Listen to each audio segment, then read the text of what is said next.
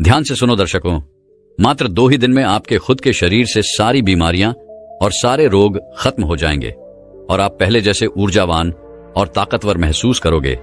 लेकिन यह सब 2 दिन में कैसे करना है? एक बार एक गुरु जो कि आयुर्वेद के बड़े ही झांता थे, वह अपने शिष्यों को उपदेश दे रहे थे। अब आपको तो पता ही है कि पहले प्राचीन समय में किताबें नहीं हुआ करती थीं। गुरु अपने सभी शिष्यों को बिना किताबों के ही ज्ञान दिया करते थे और वह ज्ञान आज हमें किताबों में भी नहीं मिलता है। ऐसे में वह गुरु उन सभी शिष्यों को कह रहे थे कि बच्चों, क्या आप सभी लोगों को पता है कि हम लंबे समय तक स्वस्थ कैसे रह सकते हैं? तो उनके शिष्यों ने कहा कि गुरुदेव, हमें पता नहीं है, लेकिन आप हमें इसके बारे में विस्तार से बताइए। तब गुरु ने कहा कि एक छोटा सा नियम है जो हमें अनेकों बीमारियों से दूर रखता है और हम लंबे समय तक जवान रह सकते हैं। जो भी व्यक्ति इस नियम का पालन करता है वह वृद्ध अवस्था में भी युवा दिखाई पड़ता है। उसके चेहरे पर तेज रहता है, उसकी त्वचा में एक चमक रहती है, वह हर समय ऊर्जा से भरपूर रहता है।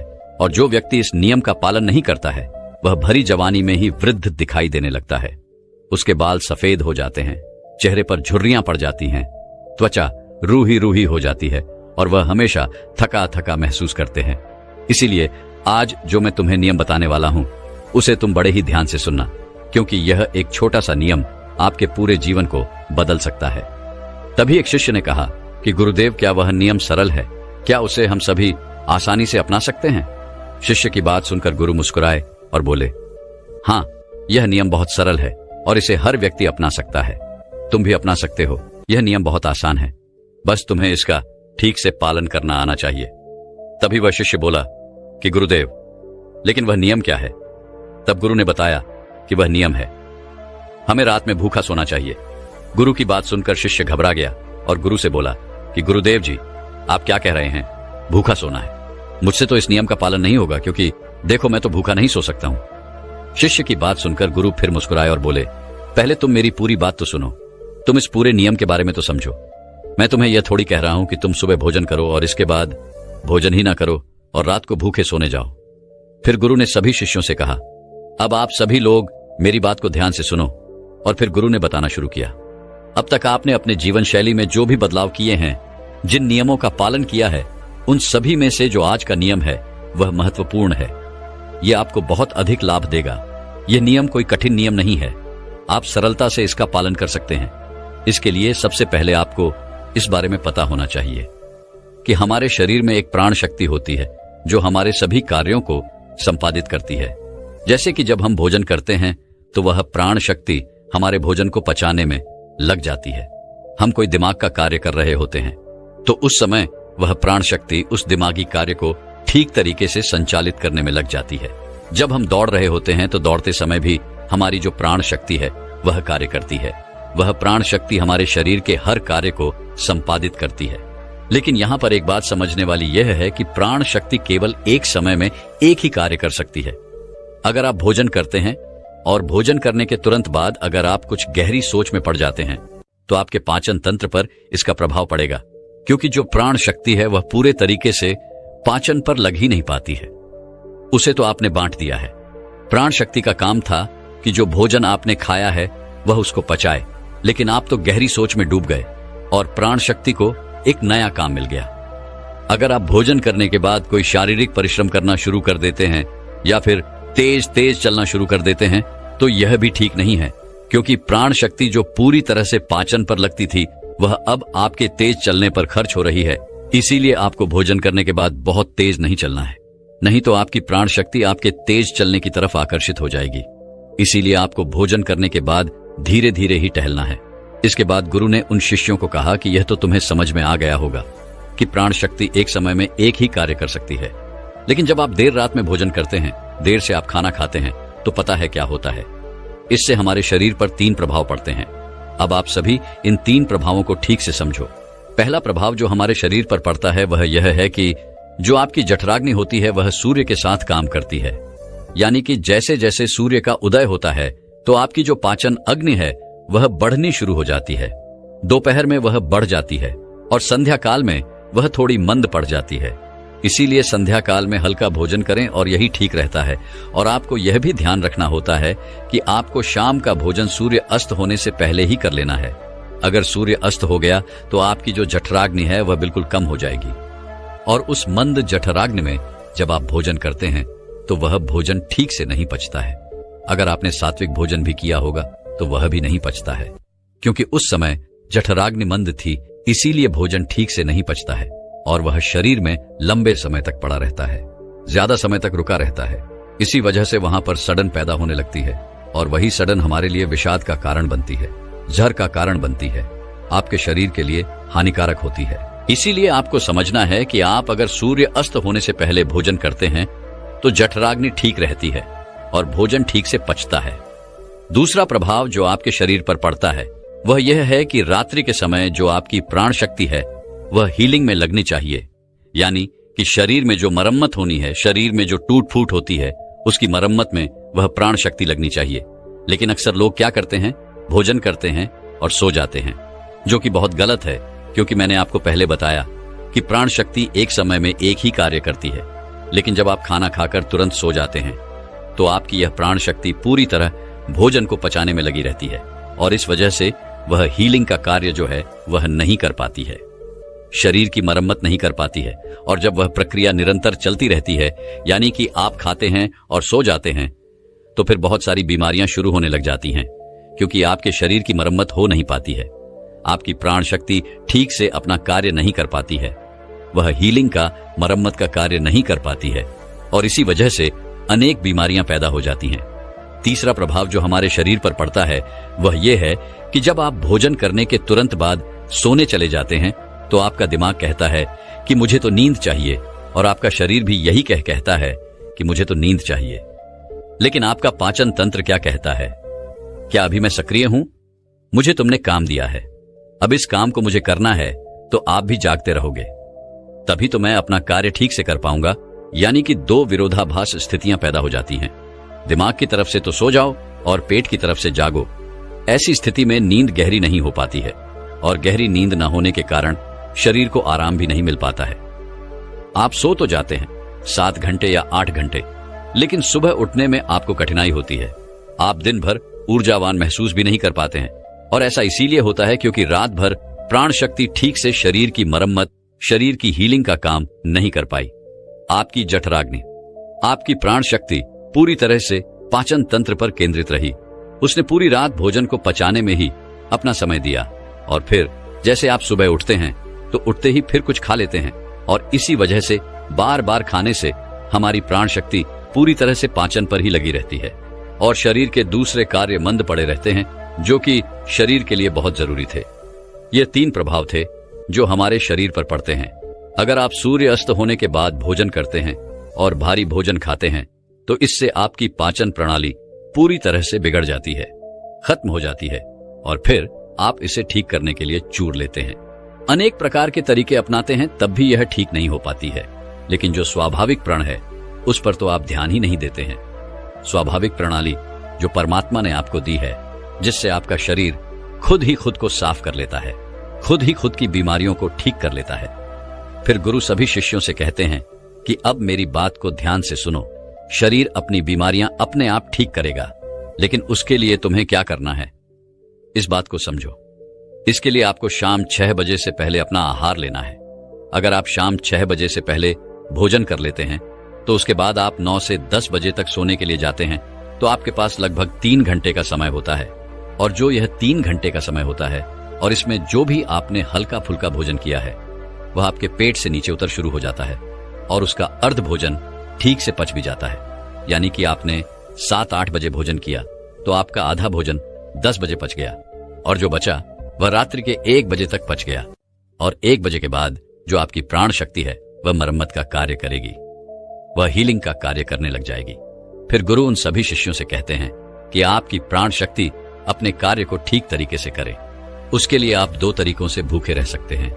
मैं आपको उपवास करने के लिए नहीं बोल रहा हूं, क्योंकि उपवास करना सबके लिए संभव नहीं है। मैं आपको बता रहा हूं, उसको कहा जाता है अर्ध उपवास, या इसे प्रथकालीन उपवास भी कहते हैं। इसमें आपको उपवास करना है।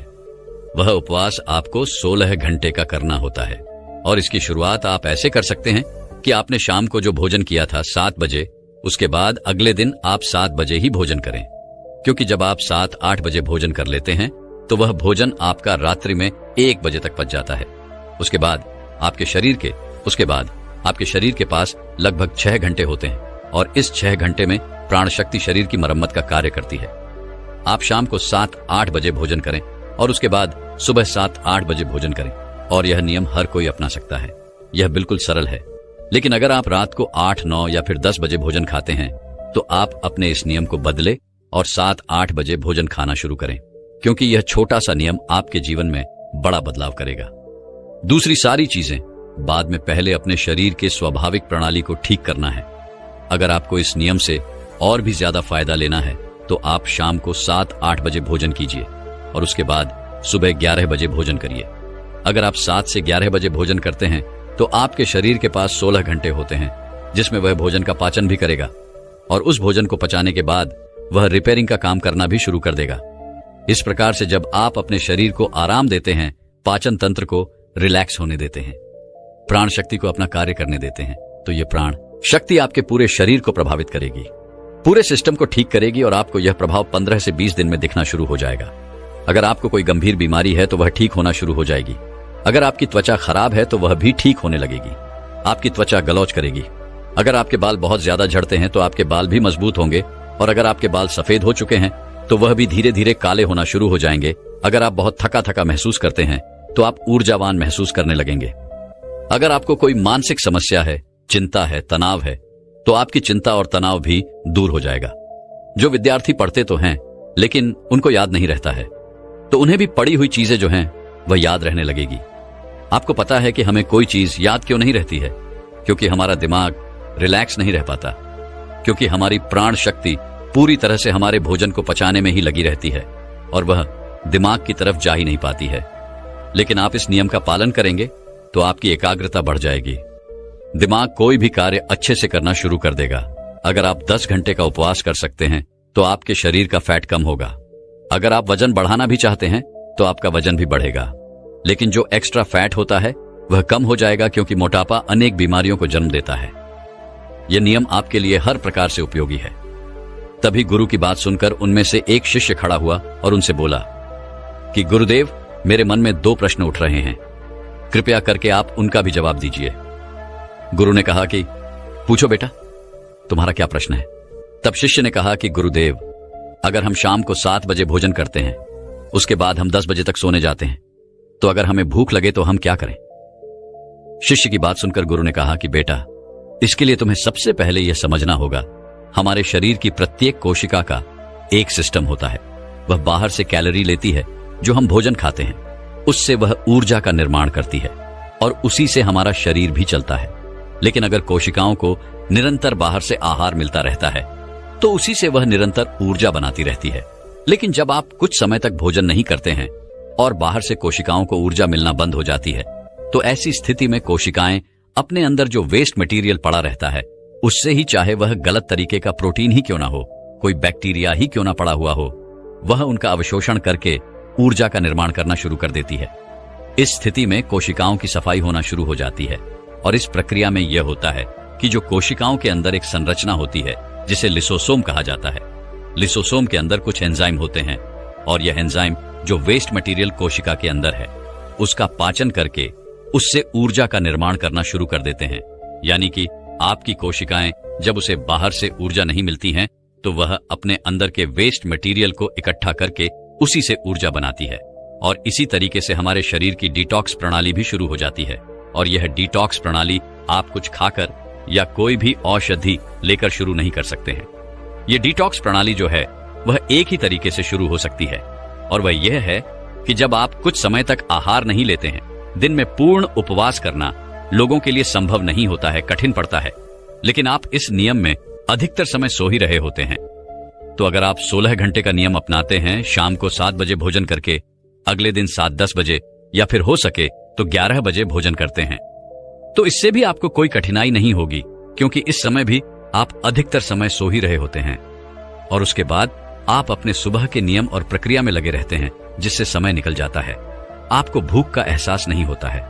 फिर गुरु ने शिष्य से कहा कि बेटा, अगर आपको 7 बजे खाना खाने के बाद भी भूख लगती है तो आप उस समय नारियल पानी ले सकते हैं, क्योंकि यह आपकी डिटॉक्स प्रणाली में कोई बाधा नहीं बनता है। इसके साथ आप एक कार्य कर सकते हैं जिससे कि आपकी भूख पर प्रभाव भी पड़ेगा और जो आपकी डिटॉक्स प्रणाली है वह भी बेहतर होगी। दोस्तों, जब हमारा मस्तिष्क अच्छे तरीके से काम करता है तो ही हम अच्छा सोच पाते हैं और जीवन में अच्छे अच्छे बदलाव भी ला पाते हैं। और जीवन में अगर आपको बड़े फैसले लेने हैं, मुश्किल हालातों से निपटना होता है, तो हमें मानसिक रूप से मजबूत होना बहुत ज्यादा जरूरी होता है। जरूरी नहीं कि आपकी जिंदगी में हर पल अच्छा ही होता रहे और आप तभी खुश रहे। कभी कभी आपकी जिंदगी में ऐसे वक्त भी आएंगे जहां पर आपको भारी मुसीबतों का सामना भी करना पड़ सकता है। ऐसे में कई बार होता है कि इंसान मुसीबतों का सामना करते करते अपने मुश्किल हालातों से लड़ते लड़ते अपने जीवन से हारने लगता है। लेकिन वहीं पर जो इंसान मानसिक रूप से मजबूत होते हैं वह इन मुश्किल हालातों से अपने कठिन समय से बाहर जरूर निकल आते हैं। एक बार एक बौद्ध महात्मा आश्रम में अपने शिष्यों को दिमाग के ऊपर कुछ प्रवचन दे रहे थे।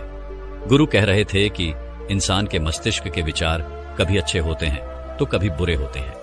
अच्छे विचार जब उसके दिमाग में जन्म लेते हैं तो वह अच्छी और कल्याणकारी बातें सोचता है, लेकिन वहीं पर अगर बुरे और गलत भावनाएं जन्म लेती हैं तो उससे उसका पतन होता है। तभी उन्हीं में से एक राजवंत नाम का शिष्य खड़ा होता है और गुरु से पूछता है कि गुरुवर, क्या कुछ ऐसा तरीका आप बता सकते हैं जिससे कि हम अपने मस्तिष्क को मजबूत और ताकतवर बना सकते हैं, खुद को मानसिक रूप से मजबूत बना सके। गुरु कहते हैं कि अवश्य मैं बताऊंगा, लेकिन उससे पहले मैं कुछ बातें बता रहा हूं जिसे तुम लोग ध्यान पूर्वक सुनना, तभी जाकर के हम बताएंगे कि मानसिक रूप से मजबूत कैसे बने। तभी तुम सब इस बात को बड़ी ही आसानी से समझ पाओगे। गुरु कहते हैं कि जब भी हम कुछ सोचते हैं तो सबसे पहले वह विचार हमारे मस्तिष्क में जन्म लेते हैं और उसी के अनुरूप हमारा पूरा शरीर कार्य करने लगता है। मान लो कि आप कुछ दुख भरी बातें सोचते हैं तो आप बिल्कुल शिथिल होते चले जाते हैं, आपके शरीर की ऊर्जा कम होने लगती है। लेकिन वहीं पर अगर आप कुछ उत्साह भरी बातें सोचते हैं तो आपके शरीर के अंदर असीमित ऊर्जा बहने लगती है। आप वाकई में ऊर्जावान दिखाई देने लगते हैं। आप यह अनुभव खुद कर पाएंगे कि जब आप खुश होते हैं तो आपके शरीर के अंदर बहुत ऊर्जा आ जाती है, आपका रोम रोम खिल उठता है। ऐसा इसलिए हुआ क्योंकि आपने अपने दिमाग में कुछ जोश भरी बातें सोची। शरीर तो वही है आपका, लेकिन जब आप दुखी होते हैं तो आपका शरीर बिल्कुल ऊर्जा विहीन हो जाता है। लेकिन जब आपके विचार जोश भरे वाले होते हैं तो आपका शरीर खिल उठता है। यानी हमारा शरीर किस तरीके से काम करेगा, ये सब हमारे मस्तिष्क में उत्पन्न हो रहे विचारों पर निर्भर करता है। अब तुम सबको मेरी बातें बहुत ही अच्छे तरीके से समझ में आएंगी। अब हम बताने जा रहे हैं कि मानसिक रूप से हम मजबूत कैसे बने। गुरु कहते हैं कि मैं तुम सबको 8 तरीका बताऊंगा।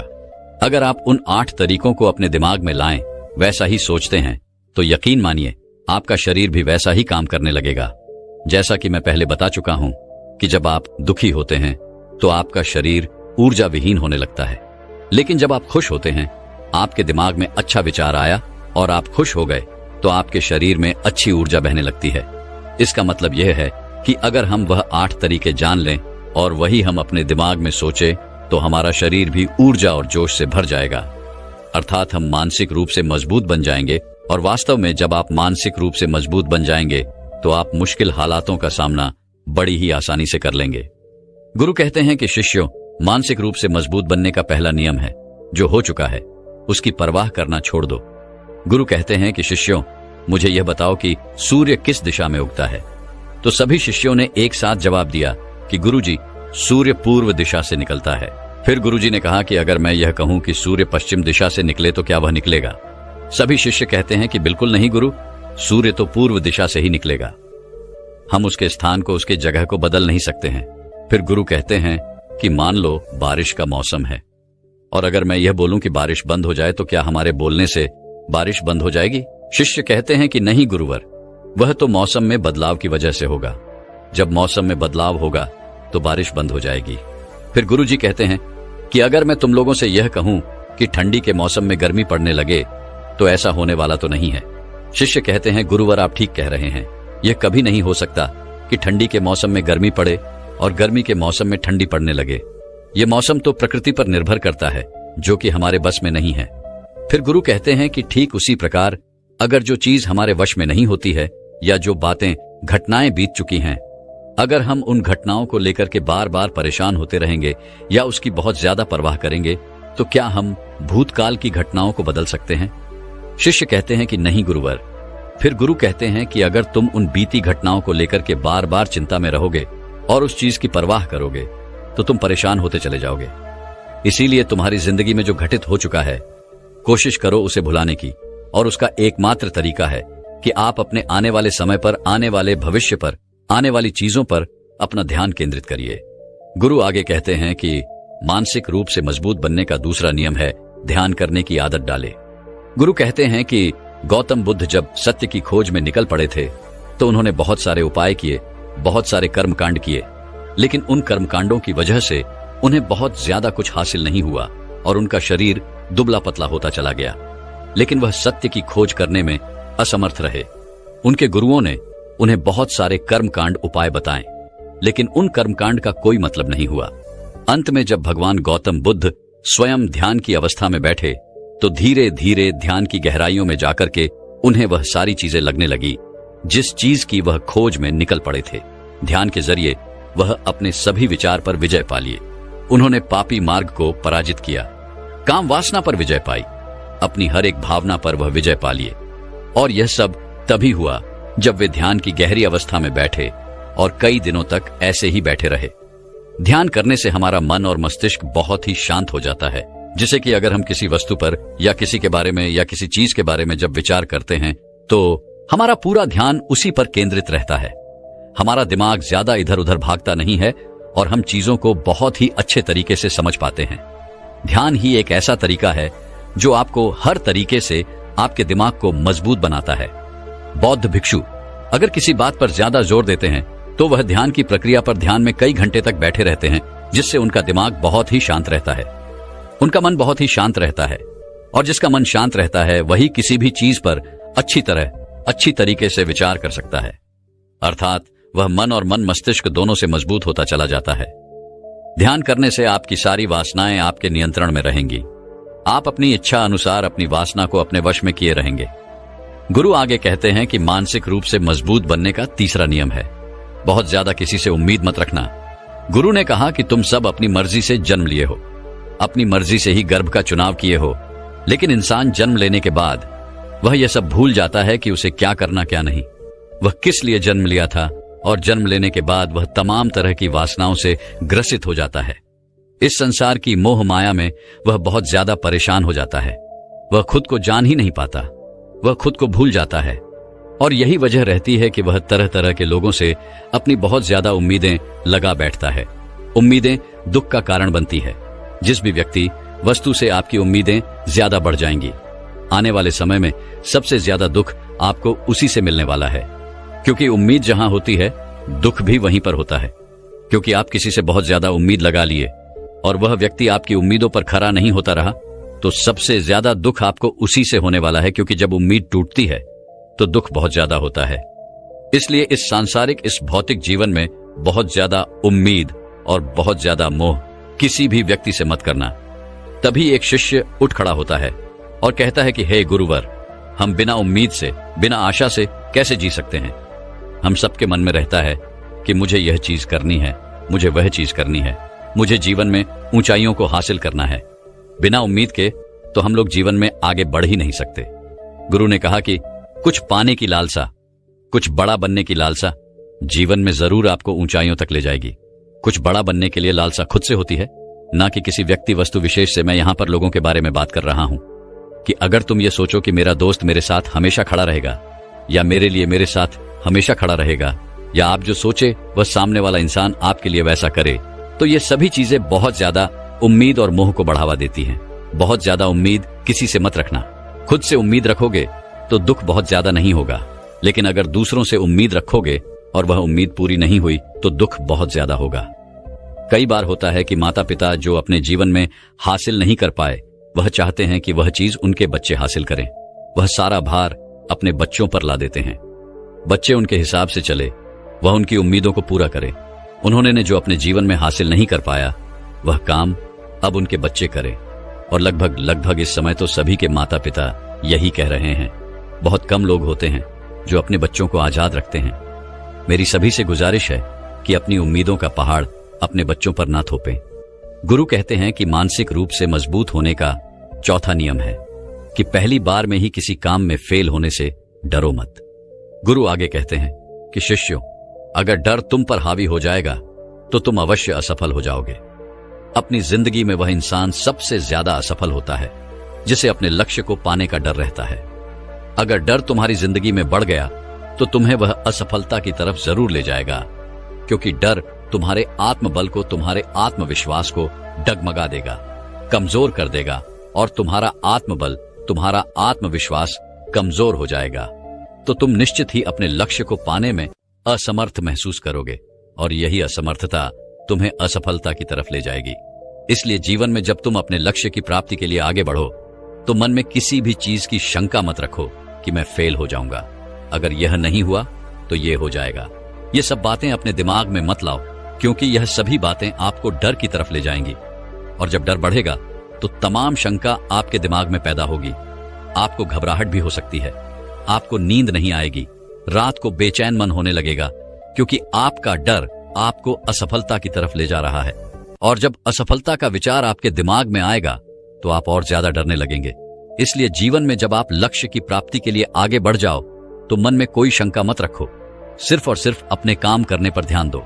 जब तुम काम करने पर ध्यान दोगे तो तुम कभी डरोगे नहीं, क्योंकि तुम अपने लक्ष्य की प्राप्ति के लिए काम कर रहे हो, उसके लिए जुट गए हो तो तुम्हारा डर खत्म हो जाएगा और जब डर खत्म हो जाएगा तो तुम जरूर सफल हो जाओगे। गुरु आगे कहते हैं कि 5वां नियम है मानसिक रूप से मजबूत बनना। वह यह है कि जिंदगी में कभी भी खुद को कोसो नहीं। गुरु कहते हैं कि जो इंसान जितना ज्यादा संघर्ष करता है वह उतना ही मजबूत बनता चला जाता है। जितना ज्यादा तुम मजबूत बनोगे उतना ही ज्यादा तुम काबिल होते चले जाओगे। इसलिए अगर तुम किसी भी चीज में असफल भी हो जाते हो या कोई चीज तुम्हारी इच्छा के अनुसार नहीं हुई या तुमने कुछ ऐसा कार्य किया जैसा नहीं करना चाहिए था, और इन सब बातों को लेकर के अगर तुम पछता रहे हो, खुद को कोस रहे हो, तो यह तुम्हें मानसिक रूप से कमजोर करता चला जाएगा, क्योंकि खुद को कोसना बहुत ज्यादा खतरनाक होता है। यह आपके दिमाग की क्षमता को कम कर देगा, आपकी सोचने समझने की शक्ति को कम कर देगा, आपके आत्मबल, आपके आत्मविश्वास को कम कर देगा। इसीलिए जीवन में कभी भी किसी भी कार्य के लिए खुद को कोसना नहीं, क्योंकि अगर वह कार्य तुमसे नहीं हुआ है या जो तुम सोच रहे हो वह जिंदगी में नहीं कर पाए तो इसका मतलब यह नहीं है कि तुम असफल ही हो गए। अगर मैं यह कहूं कि यह सामने वाला आम का पेड़ है, इस पर सबसे पहले कौन सा जानवर चढ़ेगा?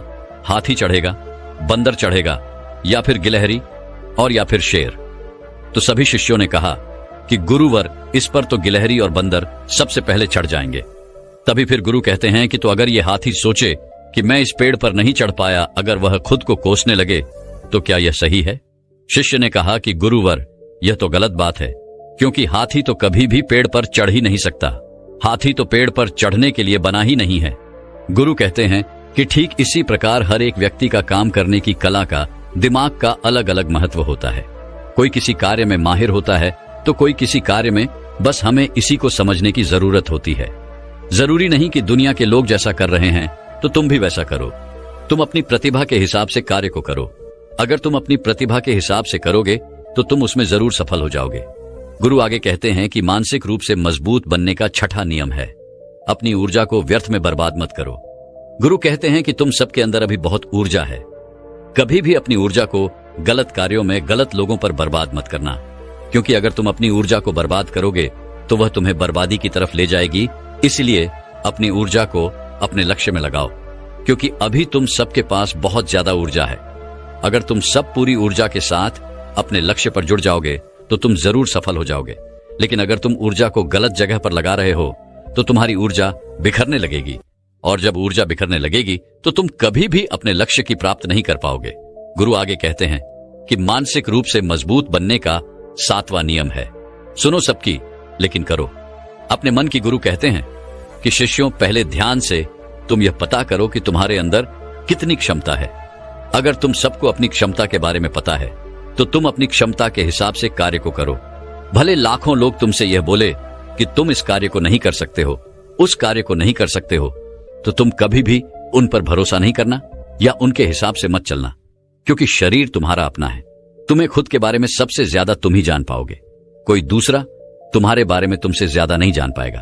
तुम सबको अपने अपने बारे में पता होगा, अपनी अपनी क्षमता के बारे में पता होगा। कि तुम इस कार्य को या किसी भी कार्य को कैसे कर सकते हो। कोई किसी कार्य को बहुत जल्दी कर सकता है तो कोई थोड़ा समय लगा सकता है। ये सब बातें तुम सबको खुद के बारे में सबसे ज्यादा तुम्ही को ही पता होगी। इसलिए तुम्हारे अंदर जो क्षमता है, अपनी क्षमता के हिसाब से ही अपने कार्य का चुनाव करो। और जब तुम अपनी क्षमता के हिसाब से कार्य को करोगे, खुद के अंदर की आवाज को सुनोगे, तो तुम जीवन में जरूर आगे जाओगे। कई बार होता है कि लोग खुद की क्षमता को पहचानते ही नहीं। जैसा दूसरे लोग कह रहे हैं वह वैसा ही करने लगते हैं और अपनी जिंदगी का ढेर सारा समय यूं ही बर्बाद कर देते हैं। उनसे ऐसा काम करने को कहा गया था तो वह भी वैसा ही काम करने में जुट गए, बिना सोचे समझे ही उनकी क्षमता कितनी है या उनकी प्रतिभा उस कार्य में है कि नहीं। तो ऐसे लोग कभी भी अपने लक्ष्य को प्राप्त नहीं कर सकते, क्योंकि जो इंसान अपनी खुद की क्षमता को नहीं पहचान पाएगा वह जीवन में कभी भी सफलता अर्जित नहीं कर पाएगा। यह शरीर तुम्हारा है, यह दिमाग तुम्हारा है। सोचने से समझने की शक्ति भी तुम्हें ही तय करनी है। तो पता होना चाहिए कि तुम्हारा शरीर कितना मजबूत है, कितना ताकतवर है और इसमें कितनी क्षमता है। और अगर क्षमता नहीं है तो अपने शरीर की क्षमता को बढ़ाने की कोशिश करिए और खुद के अंदर की खुद की भावनाओं को सुनने प्रयास करिए और अपनी क्षमता के हिसाब से आगे बढ़िए। फिर गुरु आगे कहते हैं कि मानसिक रूप से मजबूत बनने का 8वां नियम है, बोलना कम करो और अपने कार्य पर ध्यान दो। गुरु आगे कहते हैं कि जो इंसान बहुत ज्यादा बोलता है वह अपनी ऊर्जा को यूं ही नष्ट करता रहता है, क्योंकि जो बोलता ज्यादा है वह सोचता कम है, क्योंकि उसने अपनी सारी की सारी ऊर्जा बोलने में खपत कर दी तो वह सोचेगा क्या उसे सोचने का समय ही नहीं मिल पाया। लेकिन जो इंसान कम बोलता है उसे सोचने का समय ज्यादा मिल जाता है।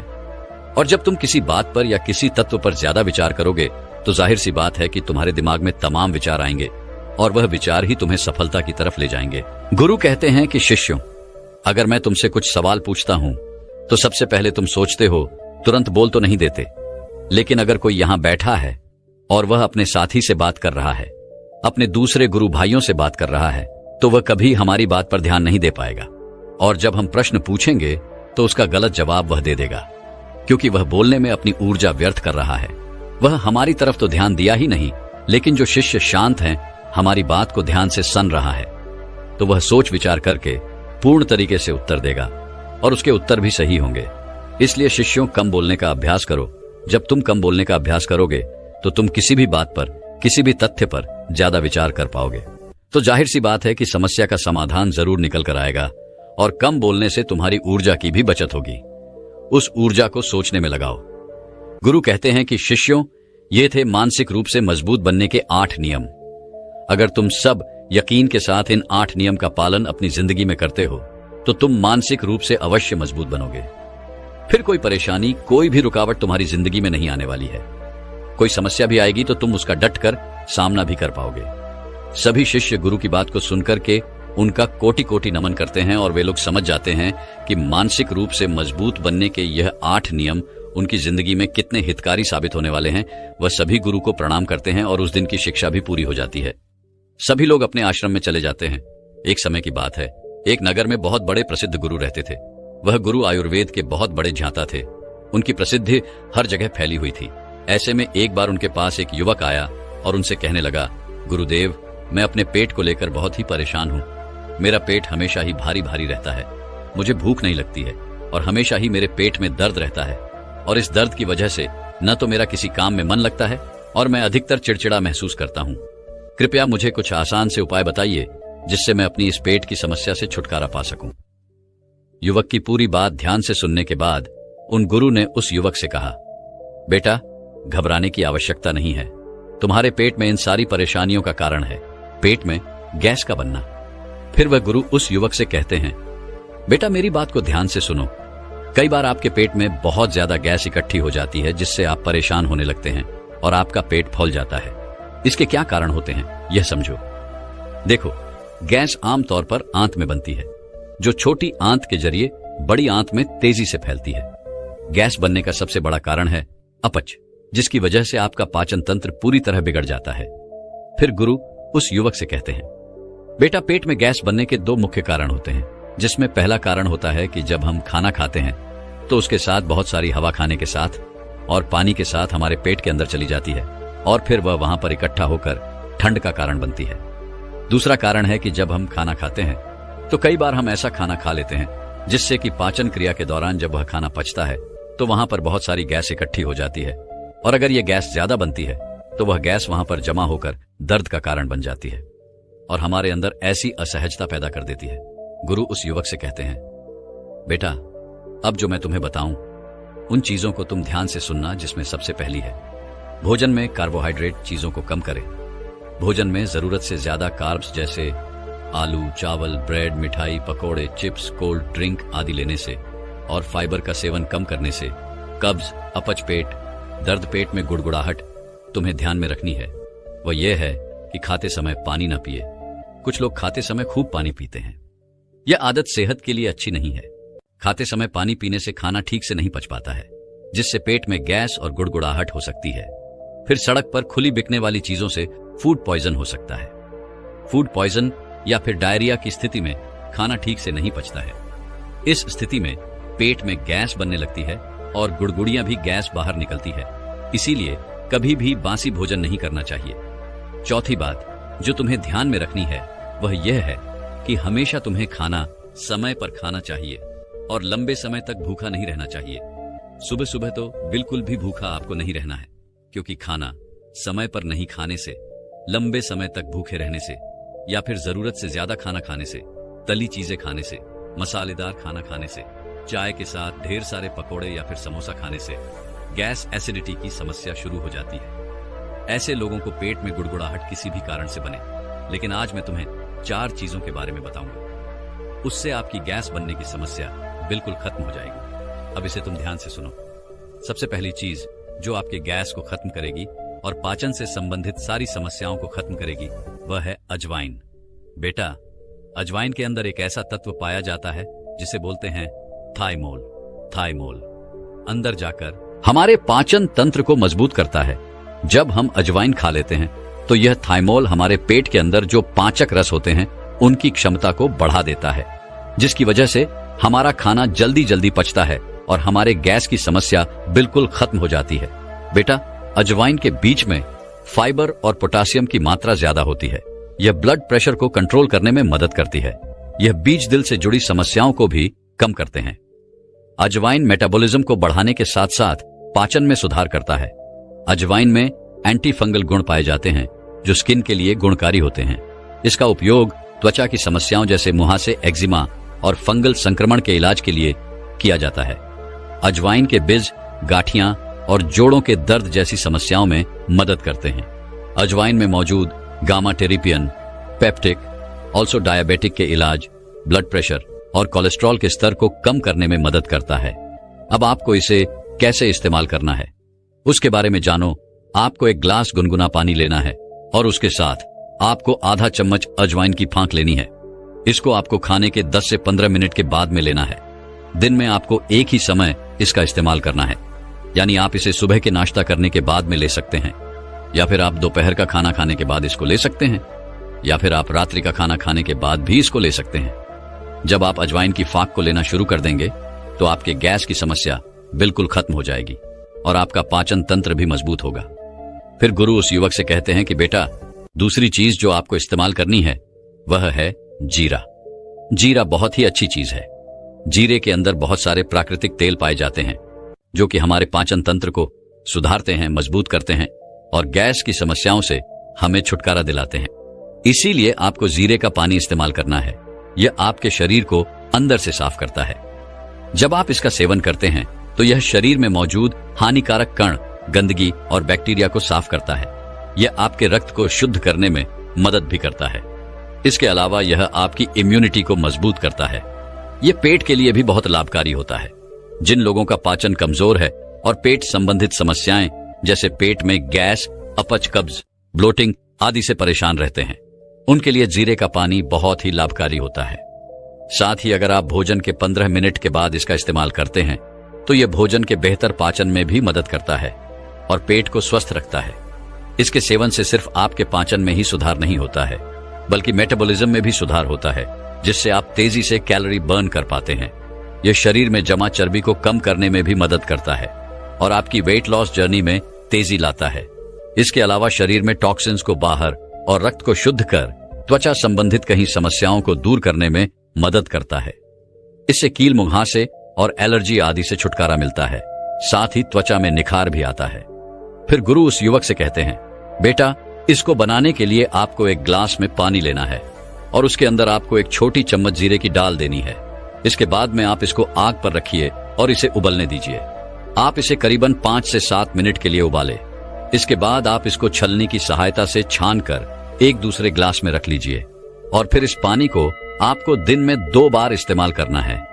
एक समय तो आपको दोपहर का खाना खाने के बाद में इस्तेमाल करना है और एक आपको रात्रि का खाना खाने के बाद इस्तेमाल करना है। आपको इस पानी को खाना खाने के 10 मिनट के बाद में ही इस्तेमाल करना है।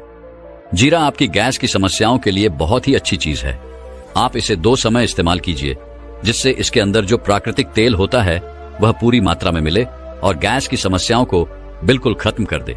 फिर गुरु उस युवक से कहते हैं कि बेटा इसके बाद जो आपको तीसरी चीज इस्तेमाल करनी है वह है हींग।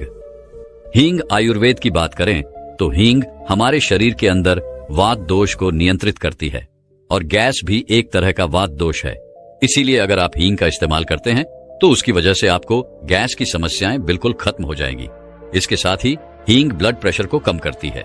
हींग में ऐसे कंपाउंड पाए जाते हैं जो ब्लड थिरल के रूप में काम करते हैं।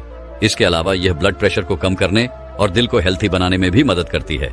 इसके अलावा हींग अपने एंटी इंफ्लेमेटरी, एंटीवायरस और एंटीबैक्टीरियल गुणों के कारण एस्थमा और अन्य सांस से संबंधित परेशानियां जैसे ब्रोंकिटिस और सूखी खांसी से भी राहत दिलाता है। इसके अलावा हींग पीरियड्स के दौरान होने वाले दर्द से भी राहत दिलाने में मदद करता है, क्योंकि इसमें नेचुरल ब्लड थिंकिंग कंपाउंड पाए जाते हैं। दरअसल हींग शरीर के किसी भी हिस्से में बाधा डाले बिना ब्लड सर्कुलेशन को सही ढंग से फ्लो करने में मदद करती है, जिससे पीरियड्स के दौरान होने वाले पीठ और पीठ के निचले हिस्से के दर्द को कम करता है। इसके अलावा हींग में एंटी इंफ्लेमेटरी गुण होते हैं जो ब्लड मसल्स की सूजन को कम करते हैं, जिससे सिर दर्द में राहत मिलती है। एक ग्लास गर्म पानी में एक चुटकी हींग मिलाकर दिन में कई बार पीने से सिर दर्द में आराम मिलता है, जो पेट फूलने, सूझबूझ और अन्य पाचन संबंधित परेशानियों को कम करने में मदद करता है। इसको इस्तेमाल करने के लिए आपको एक ग्लास गुनगुना पानी लेना है और उसमें आधा चम्मच आपको हींग मिला लेनी है। गुनगुने पानी में हींग मिलाकर आपको इसे तुरंत ही पी लेना है। इसके पीने के बाद आपका पेट फूलना बंद हो जाएगा, आपकी गैस बनना बिल्कुल खत्म हो जाएगी। फिर गुरु उस युवक से कहते हैं कि बेटा चौथी जो सबसे महत्वपूर्ण चीज है वह है अदरक। अदरक यानी कि अदरक का पानी। अदरक पोषक तत्वों का खजाना होता है। यह स्वादिष्ट होने के साथ साथ सेहत से भरपूर होता है। आयुर्वेद में इसका इस्तेमाल दवा बनाने के लिए भी किया जाता है। हमारे रसोई घर में अदरक का इस्तेमाल मसालों के रूप में भी किया जाता है। यह विटामिन सी, मैग्नीशियम और अन्य खनिजों से भरपूर होती है। यह कई बीमारियों से हमें बचाती है। अदरक के अंदर बहुत ही ज्यादा डाइजेस्टिव प्रॉपर्टीज होती है जो हमारे शरीर के अंदर पाचन तंत्र को मजबूत बनाती है और गैस से आपको छुटकारा दिलाने का काम करती है। अदरक के अंदर एक पोषक तत्व पाया जाता है जिसे बोलते हैं जिंजरोल, और यह जिंजरोल आपके पेट के अंदर पाचन तंत्र को मजबूत करता है, आपके लिवर को मजबूत करता है। इसीलिए अगर आपको गैस की शिकायत रहती है और काफी लंबे समय से आपको यह परेशानी है और आप हमेशा हमेशा के लिए इसको ठीक करना चाहते हैं, तो आप अदरक का पानी रोजाना पिए। फिर गुरु उस युवक से कहते हैं, बेटा अदरक आपके ह्यूमन सिस्टम को मजबूत करता है। अगर आपको अक्सर थकान महसूस होती है तो अपने खाने में अदरक का इस्तेमाल जरूर करें। इससे आपकी थकान जल्दी दूर हो सकती है। अदरक इम्यूनिटी बढ़ाने में मदद करता है। इसमें एंटी इंफ्लेमेटरी गुण पाए जाते हैं जो संक्रमण को दूर करने में मदद करते हैं। इसके साथ ही अदरक वजन कम करने में मददगार है। जिन लोगों को वजन कम करना है उनके लिए अदरक काफी फायदेमंद है। अदरक में एंटी इंफ्लेमेटरी, एंटीऑक्सीडेंट गुण पाए जाते हैं जो वजन कम करने में काफी मदद करते हैं। इसमें मौजूद गुण पाचन एंजाइम के उत्पादन को उत्तेजित करने में मदद करते हैं, जिससे कैलोरी बर्न होती है। इसके साथ ही अदरक का इस्तेमाल खून का तेजी से संचार के लिए भी किया जाता है। अदरक में विटामिन, खनिज और अमीनो एसिड पर्याप्त मात्रा में पाए जाते हैं। ये हृदय संबंधित समस्याओं की संभावनाओं को कम करने में मदद करते हैं। अदरक धमनियों में वसा को जमा होने से रोकता है, जिससे दिल के दौरे और स्ट्रोक को रोकने में मदद मिलती है। बेटा अदरक का पानी बनाने के लिए आपको 1 कप पानी लेना है। उसमें आपको 1 छोटी चम्मच कसी हुई अदरक डालनी है। इन दोनों चीजों को आपको आग पर रखकर अच्छे से उबाल लेना है, यानी इसमें 3 से 4 बार अच्छी तरह उबाल आ जाए। इसके बाद आपको इसको छलनी से या सूती कपड़े के माध्यम से छान लेना है। इसके बाद आपको इसको थोड़ी देर के लिए रख देना है। जब यह हल्का हल्का गुनगुना रह जाए तब आपको इसको दिन में 2 समय लेना है। एक समय तो दोपहर का खाना खाने के बाद और एक रात्रि का खाना खाने के 10 मिनट बाद। अदरक का पानी आपकी गैस की समस्याओं के लिए बहुत ही अच्छी औषधि है। आप इसे रोजाना भी इस्तेमाल कर सकते हैं, इसका कोई नुकसान नहीं है और यह आपको बहुत ही अच्छे परिणाम देती है। हम अपना मुख्य भोजन रात को ही करते हैं। रात को ठूस ठूस करके हम भोजन खाते हैं और फिर सो जाते हैं। लेकिन मैं आपको बता दूं कि हमारे शरीर में 80% बीमारियां इसी वजह से होती हैं। आप खुद अपनी बीमारियों को आमंत्रित करते हैं और रात को पेट भरकर खाना खाना, यह तो बीमारियों के लिए सोने पर सुहागा हो जाता है। इसीलिए आज हम जानेंगे कि यदि हम 1 महीने खाली पेट सो जाते हैं तो इससे हमारे शरीर पर क्या चमत्कार होंगे। आपकी 80% बीमारियां खत्म हो जाएंगी। आप डरो मत, क्योंकि मैं आपको भूखा सोने के लिए नहीं कह रहा हूं। बस सोते समय आपका पेट खाली हो जाना चाहिए। दोस्तों, मैं उम्मीद करता हूं कि यह कहानी सुनने से आपके जीवन में अच्छे बदलाव आए होंगे। आपको इस वीडियो से क्या सीखने मिला ये कमेंट करके जरूर बताइए और अपने परिवार, दोस्तों या आपके करीबी इंसान के साथ ये कहानी शेयर करके उन्हें भी इस ज्ञान से परिचित करवाएं।